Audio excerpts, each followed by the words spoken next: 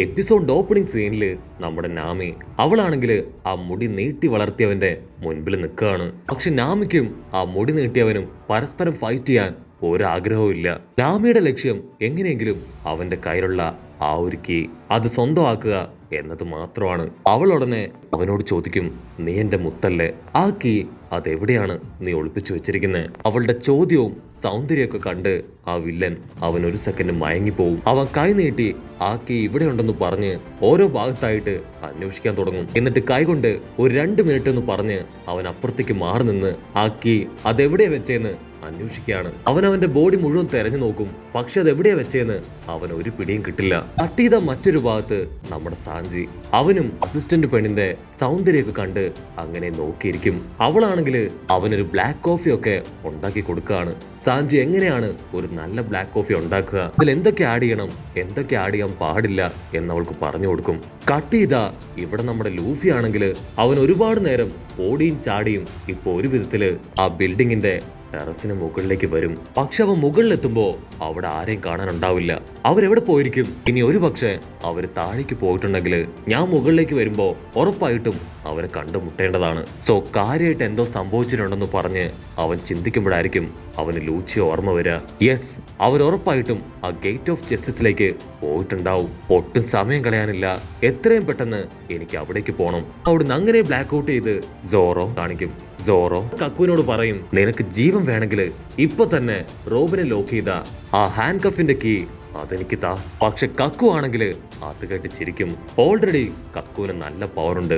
മാത്രമല്ല അവൻ devil fruit കഴിച്ചതുകൊണ്ട് തന്നെ അവൻ എക്സ്ട്രാ പവർ കൂടെ ലഭിച്ചിരിക്കുകയാണ്. പക്ഷെ അതുകൊണ്ട് മാത്രം സോറയെ വളരെ സിമ്പിളായിട്ട് തോൽപ്പിക്കാൻ കഴിയുമെന്ന് കക്കു വിശ്വസിക്കില്ല. കാരണം ഇവരിവിടെ വരെ എത്തണമെങ്കിൽ ഉറപ്പായിട്ടും ഇവർക്കും ചില ടാലൻസ് ഉണ്ട്. എന്റെ മൂവ്മെന്റ്സ് അത് ഓരോന്നും വളരെയധികം കെയർഫുൾ ആയിരിക്കണം എന്ന് പറഞ്ഞ് അവൻ 2 സ്റ്റിക്ക് എടുത്ത് ഫൈറ്റിനായിട്ട് റെഡിയാവും. അതിന് സോറോ പറയും, നീ ഗാലില കമ്പനിയിൽ വെച്ച് എന്നെ തല്ലിയതുപോലെ ആയിരിക്കില്ല ഇവിടെ സംഭവിക്കാൻ പോകുന്നത്. എന്റെ യഥാർത്ഥ പവറും എനർജിയും പ്യൂരിറ്റി ഒന്നും നീ കണ്ടിട്ടില്ല. അതൊക്കെ കാണിച്ചുകൊണ്ടായിരിക്കും ഇത്തവണ ഞാൻ ഫൈറ്റ് ചെയ്യാൻ പോകുന്നത്. സോറോ ആണെങ്കിൽ അവന്റെ 3 സ്ക്വാഡ് അതെടുത്ത് അറ്റാക്ക് ചെയ്യാൻ തുടങ്ങും. കക്കു ഫുൾ പവറിൽ ആ 2 സ്റ്റിക്ക് കറക്കി സോറോ ഞെട്ടിക്കും. പക്ഷെ സോറോ അവൻ സൈഡിൽ ശബ്ദം ഉണ്ടാക്കി അവനെ വെട്ടിത്തിരിപ്പിച്ച് ആ സ്ക്വാഡ് വെച്ച് 2 സ്റ്റിക്കും അട്ടിച്ച് തെറിപ്പിക്കും. ആ സ്റ്റിക്കുകൾ തെറിച്ചു പോയി പുറകിലുണ്ടായിരുന്ന ചുമരിലടിച്ച് ആ ചുമര് പോലും ഇപ്പൊ തകരാൻ തുടങ്ങും. അടുത്ത മിനിറ്റ് അവര് വീണ്ടും പൊരിഞ്ഞ അട്ടി കിട്ടിയ ബഹളം. കക്കുവിനാണെങ്കിൽ കറക്റ്റായിട്ട് പിടികിട്ടും. കഴിഞ്ഞ തവണ ഫൈറ്റ് ചെയ്തതുപോലെ അല്ല, സോറയ്ക്ക് പവർ അത് വളരെ കൂടുതലാണ്. കക്കു ഓരോ തവണ അറഞ്ച അടിക്കുമ്പോഴും സോറോ അവൻ സിമ്പിളായി അവനെ കറക്കി മുകളിലേക്ക് എറിയും. കക്കു ആണെങ്കിൽ ഒരു സെക്കൻഡ് ഫ്രീസ് ആയി പോവും. പക്ഷെ അവനാണെങ്കിൽ ആ ഒരു ഫൈറ്റ് അത് കുറച്ച് ഇഷ്ടമാവും. കമോൺ, ഇതൊരു അടിപൊളി ഫൈറ്റ് ആണെന്ന് പറഞ്ഞ് വീണ്ടും അവർ തമ്മിൽ ഏറ്റുമുട്ടും. സോറോ പറയും, എനിക്ക് വെറുതെ ഫൈറ്റ് ചെയ്ത് നേരം കളയാൻ താല്പര്യമില്ല, ആ കീ അതെനിക്ക് കിട്ടിയേ പറ്റൂ. പക്ഷെ കക്കു അവൻ കാഷ്വലായി വീണ്ടും സീലിംഗിന്റെ മുകളിലേക്ക് പോയി ടെമ്പസ്റ്റിക് അറ്റാക്ക് അത് അച്ചറം പൊച്ചറം സോറയ്ക്ക് നേരെ വിട്ടുകൊണ്ടേയിരിക്കും. അവന്റെ ഓരോ അറ്റാക്കും സോറോ അവന്റെ സ്ക്വാഡ് ഉപയോഗിച്ച് വിവിധ ഭാഗങ്ങളിലേക്ക് തെറിപ്പിക്കാനായിട്ട് തുടങ്ങും. ഇവരുടെ അറ്റാക്കിലാണെങ്കിൽ ആ ബിൽഡിങ് അത് തകരാനും തുടങ്ങും. സോറോയ്ക്കാണെങ്കിൽ അവന്റെ ടെൻഷൻ അത് കൂടി വരികയാണ്. കാരണം എങ്ങനെയെങ്കിലും എത്രയും പെട്ടെന്ന് ആ കീ അത് കൈക്കലാക്കണം. ഉടനെ ആ വില്ലൻ അവന്റെ സൈസ് അതൊരു ജയന്റിനെ പോലെ ആക്കി മാറ്റും. അപ്പൊ അതേ സമയം നമ്മുടെ ഉസോപ്പ് അവനാണെങ്കിൽ ഒരു പൂച്ചക്കുഞ്ഞിന് പോലും ശബ്ദം കൊടുക്കാതെ പതിയെ കാലൊക്കെ വെച്ച് ആ ജബറയുടെ അടുത്തേക്ക് നടക്കും. ജബറ കൂർക്കം വലിച്ചുറങ്ങാണ്. അവന്റെ തൊട്ടു മുൻപില് ആ കീ ഉണ്ട്. ഉടനെ അവൻ ചെറുതായിട്ടൊന്ന് അനങ്ങി അപ്പുറത്തേക്ക് തിരിഞ്ഞു കിടക്കും. ഉസോപ്പിനാണെങ്കിൽ അവന്റെ പ്രാണം പോവും. ഉസോപ്പ് ശ്വാസം വലിച്ചു വിട്ട് വീണ്ടും ഓരോ അടിയും പതിയെ മുൻപോട്ട് വെക്കും. ഉസോപ്പിന്റെ ഹാർട്ട് ബീറ്റ് ആണെങ്കിൽ കൂടി വരും. അതിന് ഉസോപ്പ് പറയും, ഹാർട്ട് ബീറ്റ് കുറയ്ക്ക്, ഇല്ലെങ്കിൽ ഈ ശബ്ദം കേട്ട് അവൻ എഴുന്നേക്കും. ഉടനെ അവന്റെ ഹാർട്ട് ബീറ്റ് അത് മുഴുവനായിട്ടും നിന്നു പോവും. ഉസോപ്പ് പേടിച്ച് നിലവിളിക്കും, അയ്യോ എന്റെ ഹാർട്ട് ബീറ്റ് നിന്നുപോയേ. നിലവിളി കേട്ട് പെട്ടെന്ന് തന്നെ ഹാർട്ട് വീണ്ടും ബീറ്റ് ചെയ്യാൻ തുടങ്ങും. ഉസോപ്പ് നെഞ്ചത്ത് കൈയൊക്കെ വെച്ച് വീണ്ടും മുൻപോട്ടേക്ക് നടക്കും. അപ്പോഴായിരിക്കും ഒരു ഈച്ച അവന്റെ മൂക്കിൽ വന്നിരുന്ന് ചൊറിയാൻ തുടങ്ങുക. ഉസോപ്പ് കുറെ നേരം അതിനെ തട്ടിവിടാൻ ശ്രമിക്കും. പക്ഷെ അതാണെങ്കിൽ ഉസോപ്പിനെ വിട്ടു പോവില്ല. ആ ഈച്ച അത് സിമ്പിളായിട്ട് ഉസോപ്പിനെ തിരിഞ്ഞു നോക്കും. എന്നിട്ട് അടുത്ത മിനിറ്റില് ഉസോപ്പിന്റെ മൂക്കിൽ തന്നെ ഒരൊറ്റ കടി. ഉസോപ്പിനാണെങ്കിൽ ആ വേദന സഹിക്കാൻ കഴിയില്ല. അവൻ വാ പൊത്തിപ്പിടിച്ച് അവനെ തന്നെ കൺട്രോൾ ചെയ്യും. ഉസോപ്പിന്റെ ഭാഗ്യത്തിന് അപ്പോഴും ആ വില്ലൻ കൂർക്കം വലിച്ചുറങ്ങുന്നത് തന്നെയാണ്. ഉസോപ്പ് വീണ്ടും എല്ലാം കടിച്ചു പിടിച്ച് അങ്ങനെ മുൻപോട്ട് നടക്കും. അവൻ പമ്മി അവന്റെ അടുത്തേക്ക് എത്തുമ്പോഴായിരിക്കും ഒരു കോഴി അവിടേക്ക് വരിക.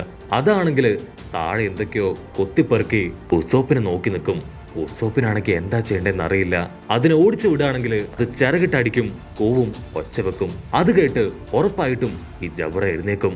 എങ്ങനെ ഇതിനെ ഇവിടുന്ന് ഓടിക്കാന്ന് പറഞ്ഞ് ഉസോപ്പ് ആലോചിക്കും. അതിനുശേഷം കൈയൊക്കെ ഇട്ട് ആട്ടി അവനതിനെ ആട്ടി ഓടിക്കാൻ ശ്രമിക്കും. പക്ഷെ കോഴിയാണെങ്കിൽ ഒന്നും പിടികിട്ടാതെ ഉസോപ്പിനെ തന്നെ നോക്കി നിൽക്കും. പക്ഷെ ഉസോപ്പ് അവൻ മുകളിലേക്ക് ചാടി വലിയൊരു ശബ്ദം ഉണ്ടാക്കും. ആ ഒരു ശബ്ദത്തില് കോഴി ഓടും.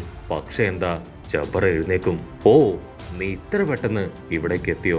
എങ്കിൽ കുഴപ്പമില്ല, നമുക്ക് ഫൈറ്റ് ആരംഭിക്കാന്ന് പറഞ്ഞ് ജബറാക്കി അത് കയ്യിൽ ചുരുട്ടി പിടിച്ച് അവന്റെ വയറ്റിൽ തന്നെ ആഞ്ഞൊരിട്ടി. ഇടി കിട്ടി ഉസോപ്പ് അവ തെറിച്ചുപോയി അടുത്തുണ്ടായിരുന്ന ചുമരില് അട്ടിച്ച് താഴെ വീഴും. അവന്റെ ഇടിയുടെ ശക്തിയും പവറൊക്കെ കാണുമ്പോ തന്നെ ഉസോപ്പിന് പിടികിട്ടും അവൻ ആള് ചില്ലറക്കാരനല്ല. ഉറപ്പായിട്ടും ഉസോപ്പിന്റെ കാറ്റ് പോവാൻ ചാൻസ് ഉണ്ടെന്ന് മനസ്സിലാക്കി അവൻ എന്തൊക്കെയോ പ്ലാൻ ചെയ്യാൻ തുടങ്ങും.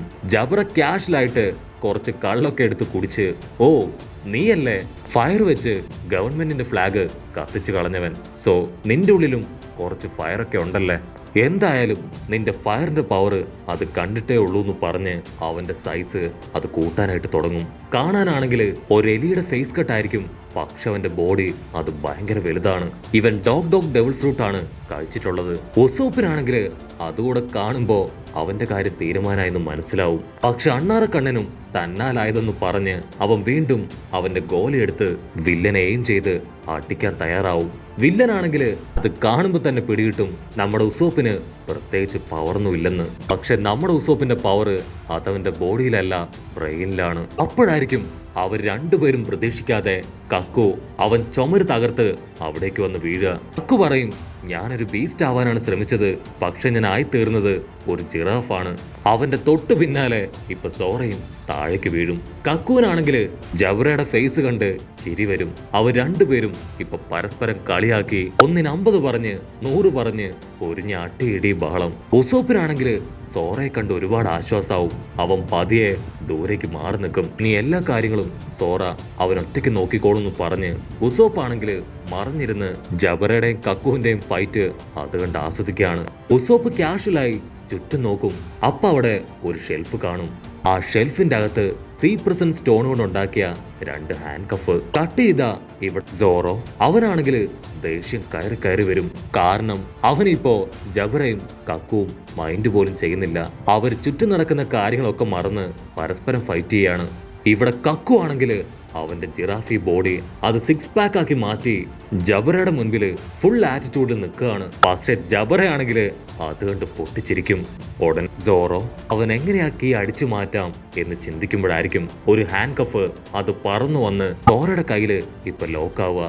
ആക്ച്വലി നമ്മുടെ ഉസോപ്പ് അവൻ ആ വില്ലന്മാരെ ലോക്ക് ചെയ്യാൻ വലിച്ചെറിഞ്ഞതാണ്.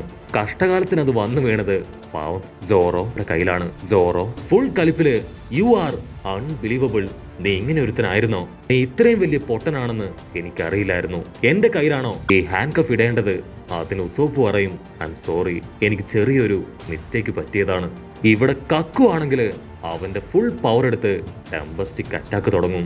ആ ഒരു അറ്റാക്കില് ആ ബിൽഡിംഗ് തന്നെ തകരുന്നതോട് കൂടെ ഈ ഒരു എപ്പിസോഡും അവസാനിക്കുന്നു. എപ്പിസോഡ് ഇഷ്ടപ്പെടുകയാണെങ്കിൽ തീർച്ചയായിട്ടും ലൈക്ക് ചെയ്യാനും കമന്റ് ചെയ്യാനും ഷെയർ ചെയ്യാനും മറക്കല്ലേ. അടുത്തൊരു അടിപൊളി എപ്പിസോഡുമായിട്ട് കാണുന്നവരെ it's me with Mallu episode.